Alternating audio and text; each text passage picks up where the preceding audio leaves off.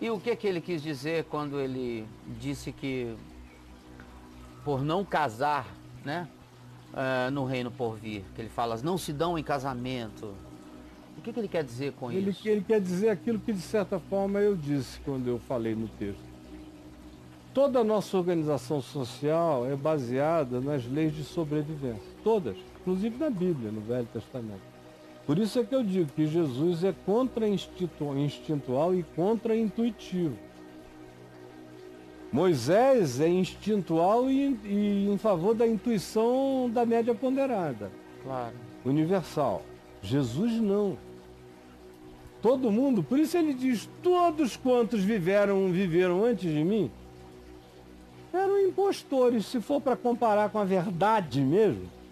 Eram impostores, foram só pessoas do tempo. O melhor de todos foi só um homem daquele tempo, daquela hora, daquela época, ou daquele aeon. Mas não é a verdade das verdades. Isso aqui tem que ser deixado num lugar tribal lá atrás.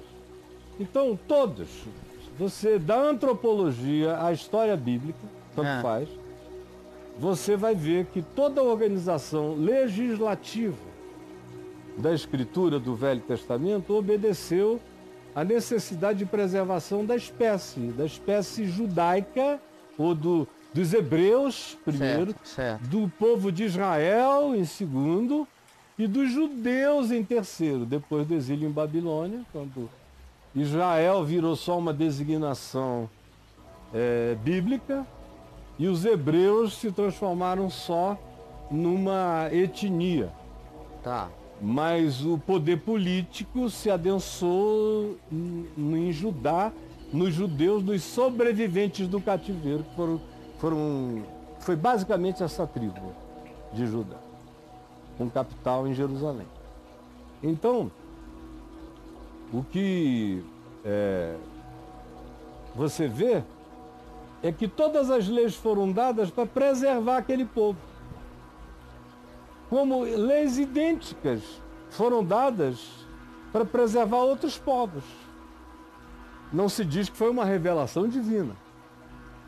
Mas, por exemplo, o Código de Hammurabi, se alguém disser que foi uma revelação divina, é passível de crença. Porque ele até é mais amplo do que o Código de Moisés, por exemplo. Ele tem amplitude de natureza social até maior. E foi escrito antes de Abraão, nos dias de Abraão, não foi de Moisés. E durante o tempo em que Moisés crescia no Egito e o povo de Israel proliferava durante 430 anos, e ele já nos últimos anos crescendo lá, os egípcios conheciam o Código de Hammurabi, tanto quanto conheciam outras legislações mundiais, todas voltadas para preservar a família biológica, todos voltados para impedir abusos que descaracterizassem o sentido de continuidade biológica da família e para preservar a biologia familiar. Em todas elas, no Velho Testamento também. Ou então tinha preocupação previdencial no Velho Testamento. Essa coisa de deixar a mulher, de repudiar a mulher, sair casando com uma mulher em monogamias sucessivas, era uma coisa chamada de errada, porque o marido era a previdência social da mulher. Se ele deixasse aquela mulher, ela ia virar prostituta, mendiga, um ser tão desprezível que ia morrer de fome. Estava arruinada. Arruinada. Então todas essas leis têm a ver com proteção social, tem a ver com uma estrutura tribal de existência coletiva. E obedece ao instinto do que uma tribo precisa. Uma tribo não pode viver com um cara preso ali do lado, onde todo mundo passa todo dia na porta, ele esteja preso lá dentro para sempre.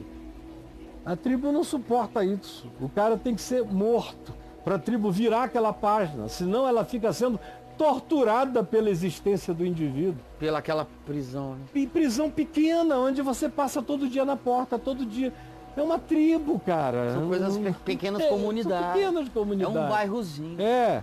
Então é um grupo de chimpanzés racionais tentando viver.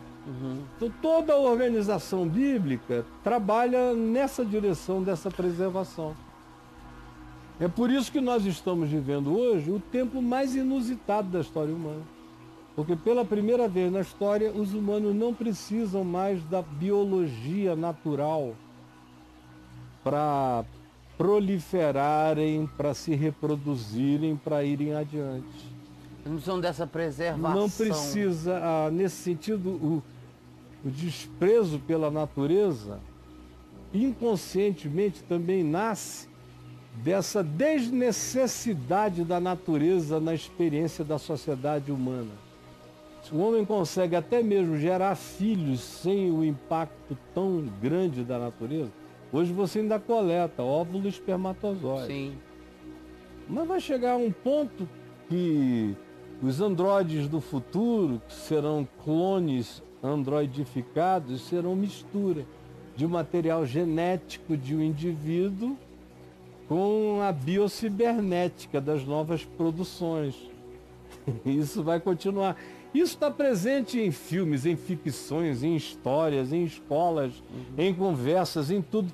Já habitou o inconsciente humano. Nunca mais as coisas vão voltar a ser como eram.